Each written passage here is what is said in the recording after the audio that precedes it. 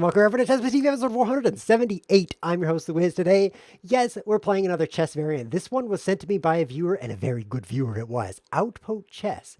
Outpost Chess is where you select a square to be your outpost before the start of the game, and the opponent wins if he reaches it. So you pick a square that he can't easily get to. Let's just start a game. I'll demonstrate that to you. Play with a friend here if I still have one. I'm going to move the increment back. I flirted with 1 minute 6 seconds, but 1 minute 6 seconds showed no interest in my flirtations. So I'm switching back to 1-4 as we have done for years and years, and we'll just see how this goes.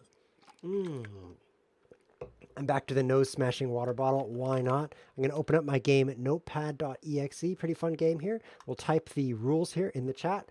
Oh, we'll go to this view right now. Okay, so the rules are select a square. If opponent reaches it, you lose. Okay, I choose G1. I forgot to tell him how you play this. Moves into it with a unit. That's what we'll say. Can you post the rules also? Hiroko is like, you seem to have no head. Your head is cut off. Does that bother you? Actually, it does. Can I fix that in any way? Can I like turn on head mode? Like enable heads? Let's see what I can do. Oh, nice. I've activated forehead mode. Now added foreheads to the show. Pretty good.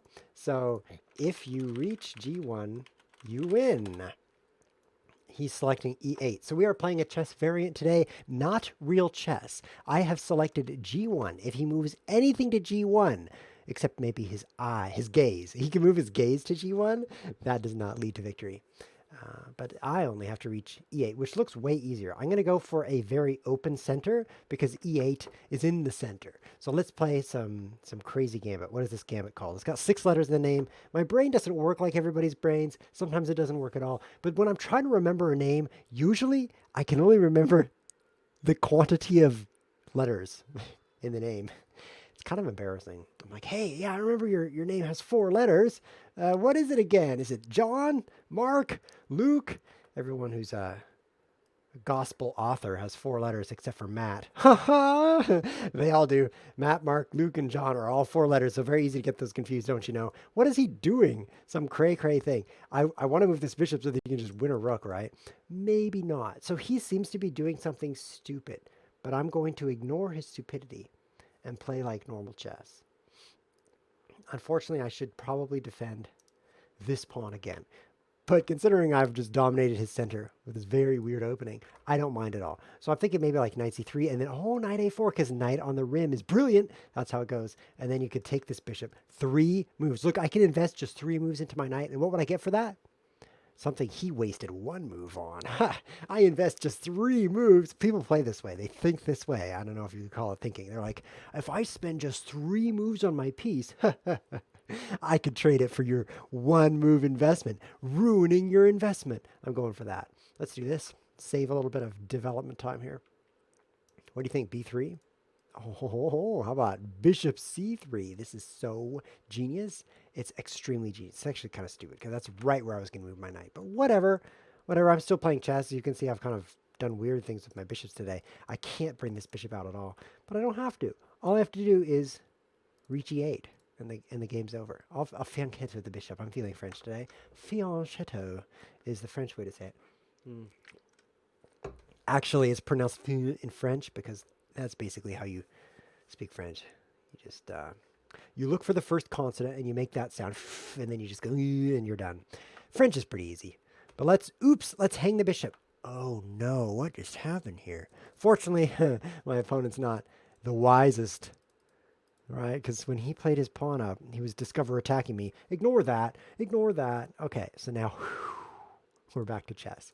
Oh, he's moved his knight to the background. Great strategy, because from here it's very easy to move to G1. Look at that. It's just like, what, 8 moves and you'll be there. So that's pretty good.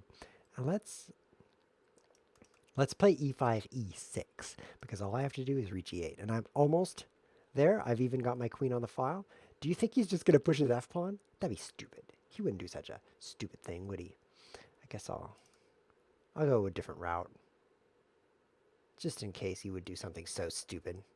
Oh, this would be a better square, wouldn't it? Huh. Why would you move your knight to the center when you could move it to the side? For those of you just tuning in wondering what kind of nincompoop is streaming right now, yes, I teach bad advice chess. Most people want to watch a stream where they get better at chess, but it turns out there's a niche market, not a niche market because it's French. It's a niche market of people who want to learn bad moves. They want to get worse at chess. So that's what this stream is all about. You want to know where to put your knight? Definitely on the rim where it's brilliant. Bad advice. Okay, another good strategy is if you see a good move that's not what you did, don't worry. Like you're like, oh, wrong square. No problem. Just head right on back to where you wanted to go and you're done. No problem. How do I reach this square though? I'm not reaching it yet despite my best efforts. I'll keep moving things around and see if he blunders anything major. Seems like a good strategy. He's not blundering yet. Where do I go? I guess I'll just go back. That's a pretty good strat, right? If you don't like your... What? He's copying my bad ideas.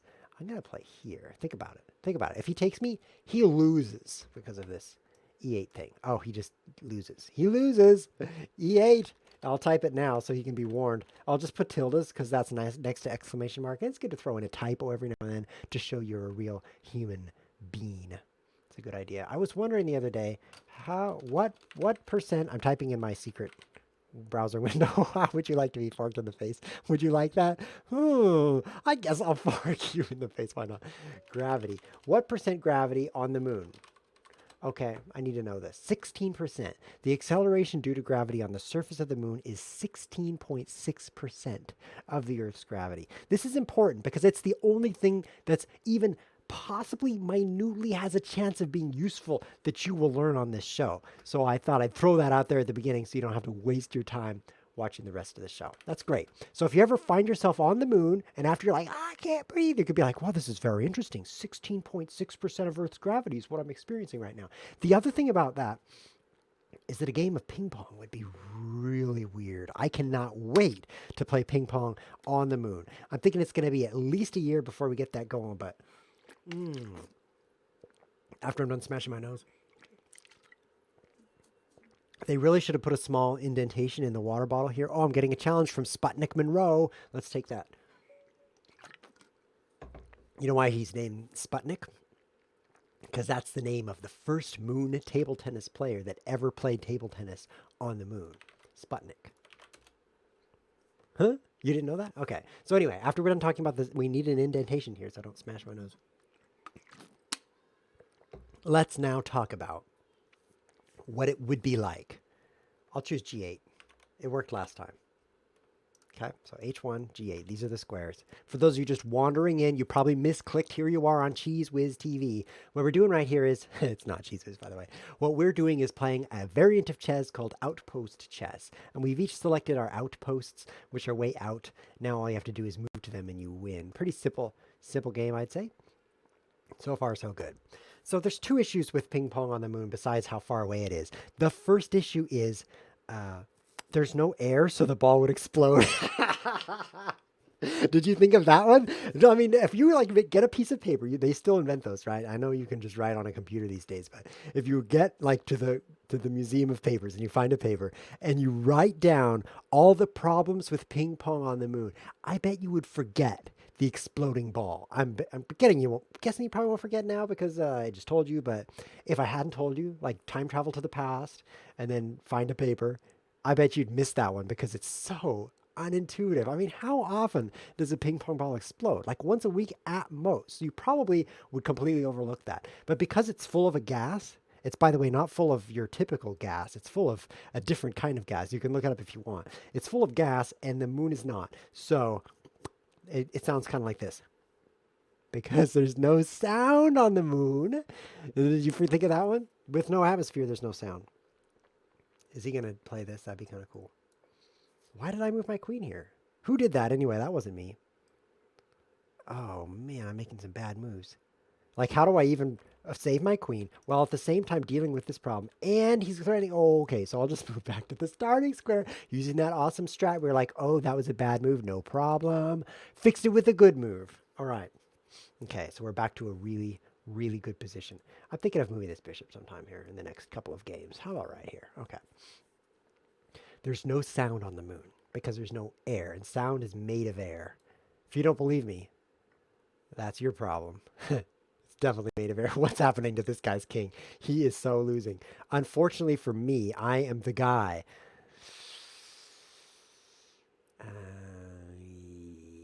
Yeah, but I'm not dead yet. I'm actually dead later on, not yet. Let's just move a few more things and see how it goes. So the problem, of course, is like getting checkmated. That's like the first 4 problems here. Oh, yeah. ChessWhiz does it again. Oh, he chose H1. No, I thought he chose G1. Oh, I laughed in vain. No, I was going to move here and gloat, but now all I can do is gloat in error because I have to get to this square, which isn't really happening, is it? Huh. That's too bad. That's too bad. Don't you feel for me? I hope you're feeling empathetic right now because I'm feeling pathetic, which is halfway there. Oh, okay. It's really obvious. Trade your queen for a bishop. When in doubt, trade your queen for a bishop. So I need to reach this square. How are we going to do it? It's going to involve cheating. Well, let's not waste time losing. Let's go to the next game. If you want to play a game of chess where it's not this one, that would be great. Yeah, if you want to do that, what you should do is challenge me to a game. Sputnik, you so smart.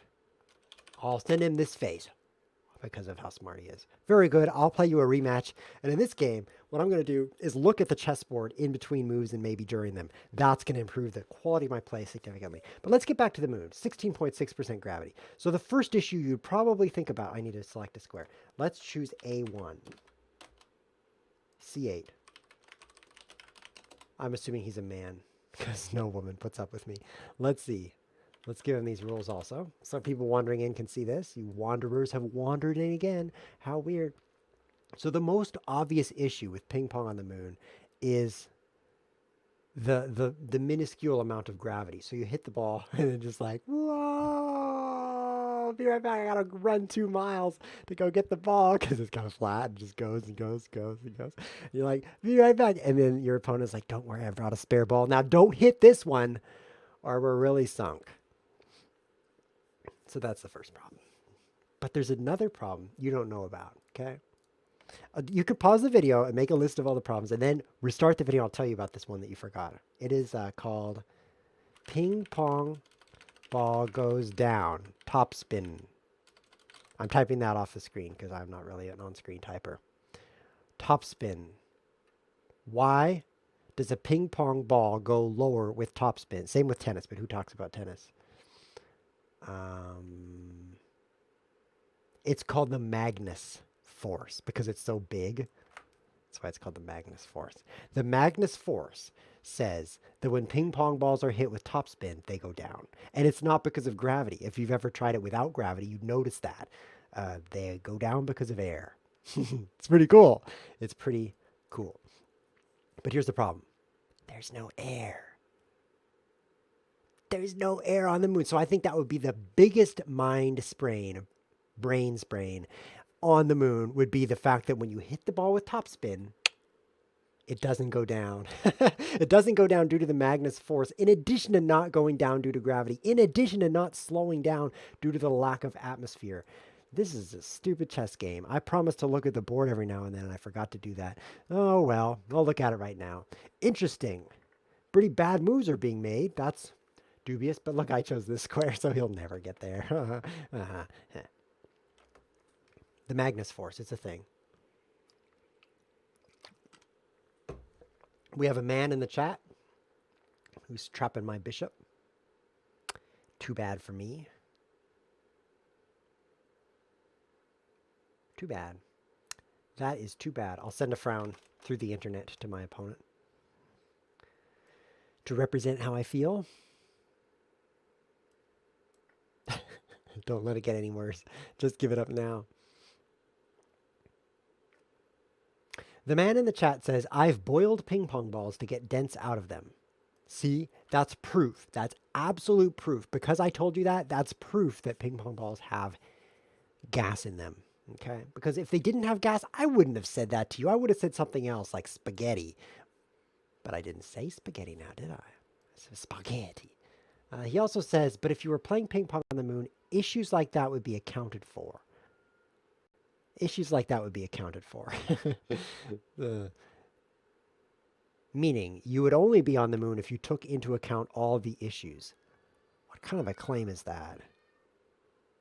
I need to get to C8. So I will BRB, getting to C8 here. I am not going to take this bishop. It would pull this pawn over, and then he'd be drilling that area. Don't want it drilled. I'm going to reach this square. I'm down a bishop, but I'm not letting that bother me because most of the time I'm not even looking at this chessboard where I'm down the bishop. Instead of in my own mind imagining the moon. And on the moon, I have 100% of the bishops I started with. So really, things are okay. What happens next? Now that we've talked about the moon, we've basically talked about everything there is to talk about. There is the growing wealth gap and the extreme political divide between the left and the right. I don't want to talk about that. We could also talk about the fact that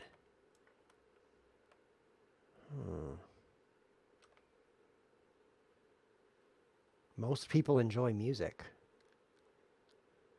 Is that strange? I think that's strange. Hey, I could trap his bishop, force him into trading with me. I kind of want to push, though.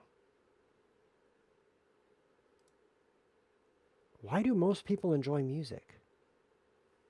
Huh? I bet you never wondered that. But it's true. I don't know why. I'll just push the pawn. My chin stroking is not bringing out any better moves. I think he's trying to play c4. He's succeeding. I don't like that at all.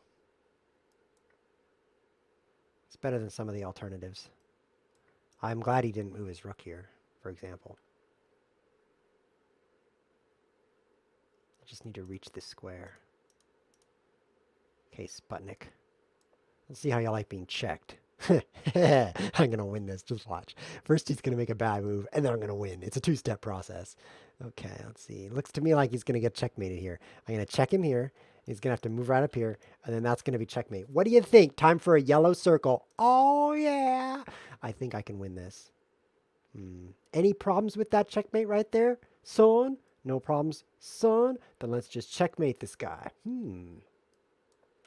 Checkmate Jimmy X. I hope I mentioned you can lose by checkmate. Winking face. I hope I mentioned that part. I might have forgotten. Hey, Sputnik, you want to play like a best of 3 final game, winner takes all? Which is, by the way, nothing because, hey, it's rated. We're playing winner takes all. Winner gets all the rating points. The loser will have 0 rating points, and the winner will have 2,000, 3,984. It's very hard to add. I'm going to choose A8. I like the idea of pawn storming this guy. So I was talking with a guy recently because sometimes I actually communicate with human beings in person, but this one wasn't in person because that's really rare. And I was telling him that it's better to choose a square on the king side because you're defending the king side already. Like your king is already there on the king side. That's why it's called the king side. Man, this is not rocket science. So you should pick a square there. But then the guy was saying to me, you should really pick a square on the queen side because then you can pawn storm the king side with no threat of cardiac arrest. Because really, cardiac arrest hits you without threatening you first. He's just losing his bishop. I think that's his strategy. Ooh, cool strat, man. It's the bishop lose strat. I think I'll just defend this pawn with a pawn because it's nice having an extra piece. Don't overthink the particulars, as they say in France. What else is happening in the chat right now? It would be funny to have a separate rating. Uh-oh. Uh-oh. I need to send a drooling face here. And the mouth got smaller. I actually tried to type a big mouth, but... I'm hoping that he doesn't want to trade his queen for my rook. Okay? Because that would be pretty bad. You see that? You see that big mouth there? Watch what happens. It took the spaces out, but it kept the big mouth. Okay, I'm resigning this because we were playing a thing. Sputnik, I'm leaving you now. You're the winner, but I don't have to think about that. I'm going to play with my other friend. Let's do it. So when I was talking with that guy, suddenly I realized when I was arguing about the king side and the queen side that the friend was me. Now, before you think that's kind of lame, you should realize that you also are probably your own best friend. No? Well, it was worth a shot. Because think about it. Who would you rather win the lottery, and let's say the lottery was $1.2 million, just hypothetically, okay? Would you rather the person who you think is your best friend, or the person who's really your best friend, which is you? Okay, who would you rather? I'm going to go with me, because you're not my best friend. Yeah. So it's better to be honest with yourself. You're not going to win the lottery anyway, but honesty is important because...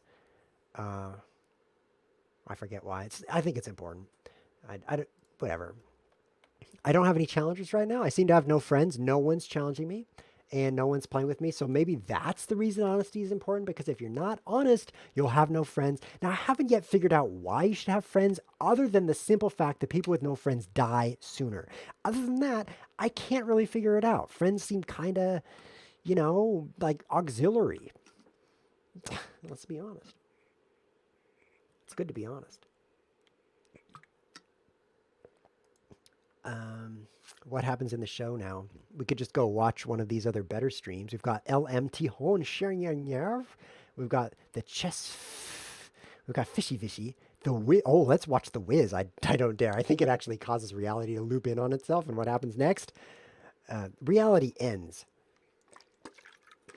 But nobody notices because they're in the reality. And then a new reality is born, which is even more explicable than the last. Inexplicable. Did I say explicable? It's inexplicable. And look how it sorts these by bestness. You see how it put me on number 4? That's because I'm 4th best in the world out of 5. So let's challenge the chat one more time. Please click the link. Otherwise, I'm going to go into my profile, and you don't want that to happen, do you? His profile. Oh no, look at all those downward sloping lines. If you actually go to this line, you actually see downward sloping lines everywhere. Look at this mess. This is like 100 years of chess right here, of all the different variants that I've played. And look at all the downward sloping, because most people improve as they get older, but me, I just kind of deteriorate in more ways than one. So let's get off of this screen as quickly as possible and go to my recent games. Oh no, I have a challenge from Heroku. That's kind of good though. Shows I have at least an acquaintance. I don't have a friend per se, but I do have an acquaintance. This game, I'm going to go with A8. I'm going to go with B8 because last game, I lost with A8. Okay, so he's going D1, right in the center. So all we have to do is rip open that center, put our fist into the center, rip out its center entrails, and then also go to D1. That's all we have to do and we'll win this game. You know what entrails are? You don't want to know. You don't want to know. One time I was walking in a place and I saw entrails. Man, it wasn't a good day.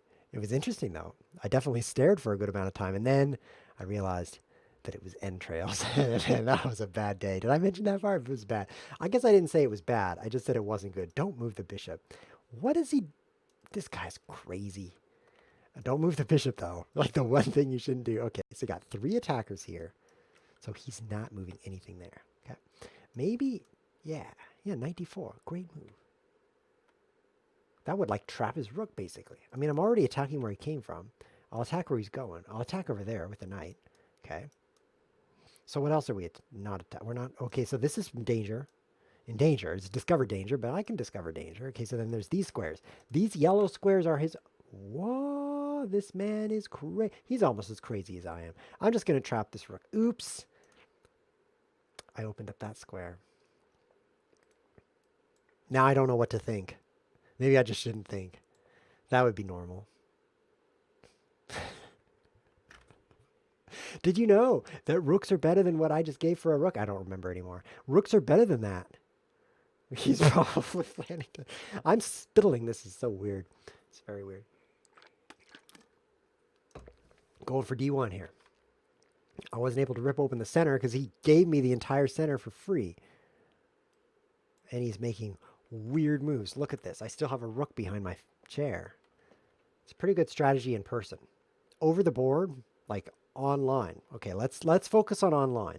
In online, you can hide a rook behind your chair. I tried this in a tournament once. It was an in-person tournament. I actually put my chair on the board around B2. I was white. So that like he would not notice I had a rook back there. It didn't work at all. It didn't work. You'd have to try it to really know why. Because in your mind, you'd think that would work, right? If you just put your chair right there, then you could surprise him with the rook. But when you try it, you'll see the problem.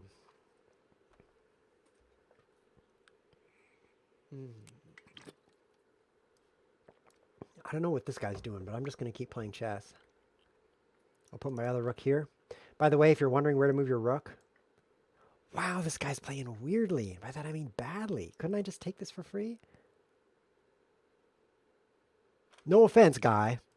Hope you didn't listen to me saying you were playing badly. I think your brain's very large, by the way, and I think you're really smart, which is why you're watching this show. Studies show that you can tear the keys off of your keyboard. Let's not do that, though. If you think this is a weird key, you should see the keyboard. This is actually a key off my keyboard, okay? Does this make any sense at all? It looks like a Lego, like a black Lego piece. But it's off my keyboard, because you can do that. On my keyboard, you can do it. Let's take and then yawn, yawn, yawn, something like that. Sure, I'll trade with you. What did I choose? B8? Yeah, you're not going there.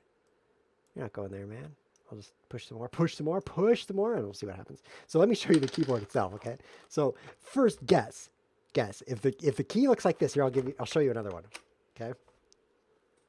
Look at these two keys, okay? One of them is long, and one of them, I know they're both black, so I'll put them over my neck, which is very white, okay? You see how like one is like the size of 1.5 keys and one is the size of 2.5 keys. And then nothing's printed on them. It makes no sense. Okay, now I'll show you the keyboard. Yep, pretty weird. Not as weird as the show, but it's up there. I don't even know what happens when you push these keys because there's nothing written on them. So that's kind of a fun adventure. I sit down on the computer. I'm like, I wonder what I'm going to do here. I'm a computer programmer by trade.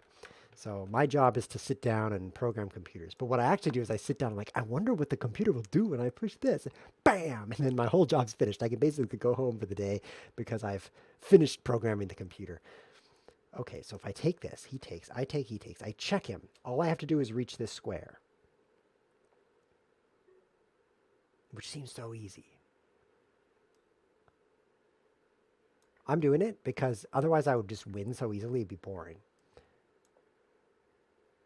Okay, so he needs to defend this. Oh, he just can, though.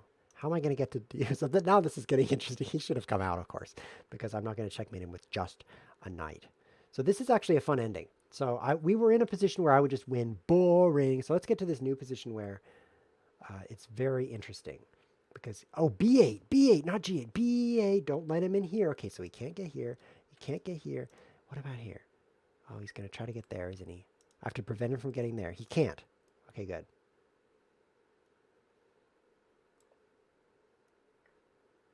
Don't let him get here. He's not getting there. Good play, ChessWhiz. He's not getting to any of these squares. So I guess I am losing all my pawns. That's the downside, but watch this. Oh, baby. And maybe. Oh. It's interesting for sure. It might not be good chess, but it's definitely interesting. My plan is to just a few more moves. I've already made it more than 50% of the way. Take this, and then I can get to D1, which is his outpost square. For those of you who don't know, select a square. If opponent moves into it with a unit, you lose. Yes, that's the way we talk around here. Don't let him into this square. Oh man, he's getting there. Gotta go back. Because if I go up, he goes here. Right? Of course, right. Ooh, I don't want to move this stuff. Or this stuff. I guess I'll move this. That's smart. Very smart, because I did it. You can kind of tell what's smart. Because it's the things I do.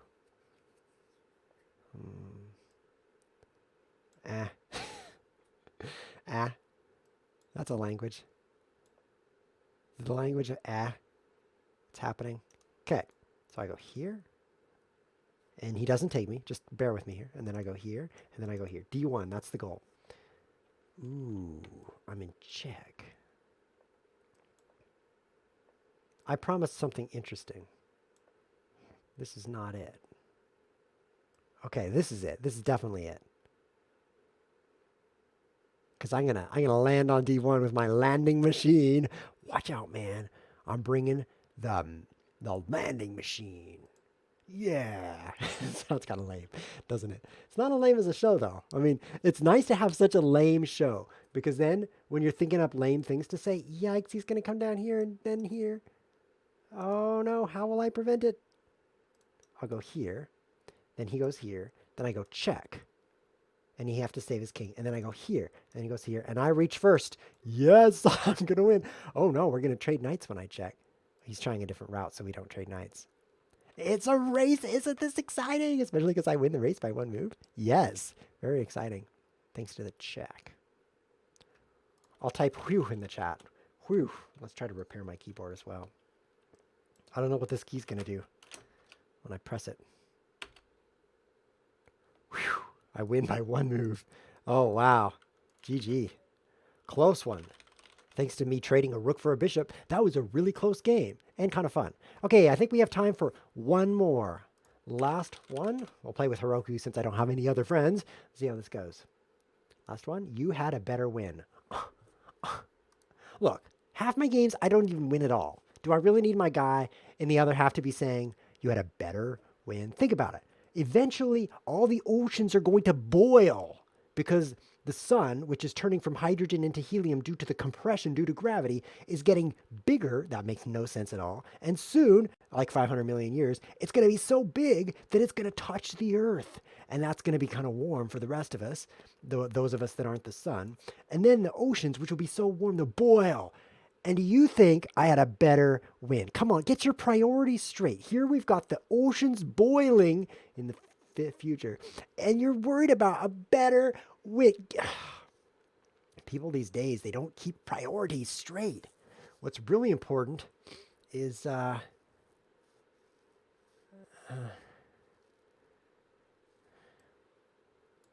I have to choose a square. I'll choose H1. Because I'll just take the opposite of advice of my former self. He chose E8. He chose right in the middle. I need to tear this open again. Where's those entrails? Let's go this way. Oh, this is great. I seem to have made an awful move. Someone made an awful move in this chess position when I wasn't watching. E8, I'm almost there. Should I trade my knight for a pawn? It seems good. Let's not do it yet. Let's save the stupidity for a little later in the game. That would be good. Okay. So an important question. Important. We were talking about what's important, and this question is important. The question is, how much of the ocean has to boil until we call it a lake? Lake. The lake, the Atlantic Lake. The Pacific Lake. Yes. That's a great question. And it's one I don't have the answer to off the top of my head. I mean, some things I have to look up, like how much of the ocean has to boil before you call it a lake, and how much gravity's on the moon. Those kinds of things I have to look up. Then there's things I just know right off the top of my head, like 19 times 19 is 361. 14 times 14 is 280. 196. Okay, I don't know everything. I memorized all the squares up to 1,000 because I'm so nerdy. Then I forgot them all. Wasn't that cool? Brilliant. I'm also lying. But it was pretty cool. Wow, you believed it. I still know some squares. 17 squared, 289. 18 squared, 324. 21 squared, 441, that would be. Like, let's do a tough one, like 26 squared. That would be 680. 676, I think. Okay, maybe I don't know. That's too bad. Should I just trade? So there's this thing where you just trade. If you've ever played fast chess with a fast time control, you'll notice the problem. You just trade without thinking. It's very bad for you. It causes cancer. Trading without thinking. Studies show it eventually causes cancer if you don't die from something else first. So it's very seriously unhealthy. I seem to have done it again because your brain is like bothered by complication, by stress, by stress and complication and other things which emulate those things, such as Project 64. So what you've got to do is simplify your life or your chessboard, whichever is simpler. And that's probably going to be the chessboard. So that's what happens. Your brain is like, I can simplify this, man. Then I don't have to worry about like pieces on the board. That's too complicated. So you really, really have to make an effort not to trade in a fast chess game. But think about it. It's a two-player game.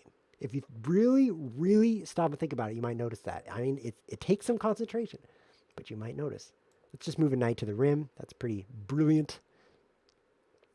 You'll notice it's a two-player game, and your opponent is playing on the same chessboard. That's key. If it were a different chessboard, it'd be completely different. But because it's the same chessboard, if it's complicated for you, it's complicated for them. So that's the one thing that stands out to me when I watch great players play chess, which is constantly because I'm a massive procrastinator. What you're going to find out is they leave complication on the board. They don't impulsively trade like I do.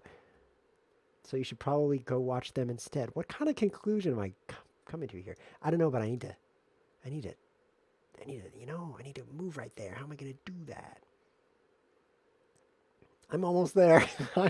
I just have to move like a knight while he doesn't capture me. I'm going to move into E8. Oh, except for the capture part already having wrong, bad and wrong. I'm almost there though. Let's give him some time. I don't like time pressure. Now that I'm old, I don't like time pressure. No, I'm serious though. Leave complication on the board, and it's hard for your opponent, which maybe that's good. Hurt someone else quick before you die. It might be a good strategy. So let me give you an example. When a pawn could trade with a pawn, usually you think, should I take him or not? But there's a third possibility.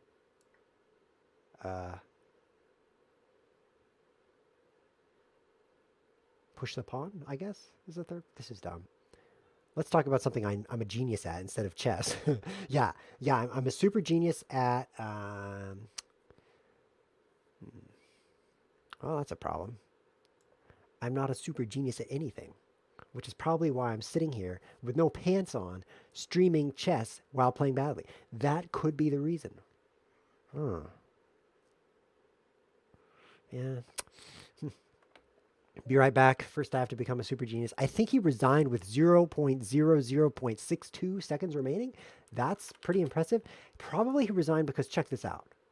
And then he has to, right? No. Okay, probably he resigned. Who knows? He has a ton of pawns and I don't. So why did he resign? Let's get the anal board here and request a computer analysis. Computer analysis, please. And nice. Now, ever since 2016, it starts at the end game, so you can tell right away. Oh, I see why he resigned. Because, as you can see, you can't see. Because, as you can see, +4 up there before my finger gets cut off. Ow, my finger. +4, that's advantage to me. So that's probably why he resigned. This has been ChessWhiz TV.